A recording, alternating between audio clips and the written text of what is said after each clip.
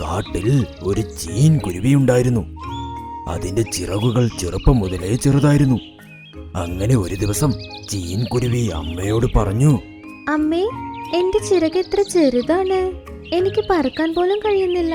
എല്ലാ പറവകൾക്കും വലിയ വലിയ ചിറകുകൾ ഉണ്ടല്ലേ, പക്ഷെ എനിക്ക് മാത്രം എന്താ ഇല്ലാത്തേ?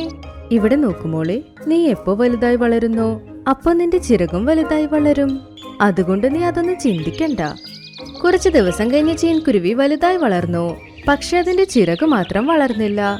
പറക്കാൻ അത് ശ്രമിച്ചുകൊണ്ടേയിരുന്നു, പക്ഷെ അതിനെ കൊണ്ട് പറക്കാനേ കഴിഞ്ഞില്ല. അത് കഴിഞ്ഞ് കാട്ടിൽ ഒരുപാട് ദൂരം പറക്കാനുള്ള കോമ്പറ്റീഷൻ തുടങ്ങി. അതിന്റെ കണ്ടീഷൻ എന്തെന്നാൽ ആരാണോ ഒരുപാട് ദൂരം പറക്കുന്നേ അവർക്കാണ് സമ്മാനം.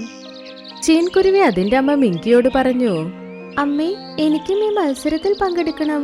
എല്ലാരെ പോലെയും ഞാനും ഒരുപാട് ദൂരം പറക്കാൻ ആഗ്രഹിക്കുന്നു. അത് കേട്ട എല്ലാ പറവകളും ചിരിച്ചു. വ്യത്യസ്തമായ എല്ലാരും സംസാരിക്കാൻ തുടങ്ങി. അയ്യോ, ഈ ചീൻകുരുവി എങ്ങനെ പറക്കാനാ?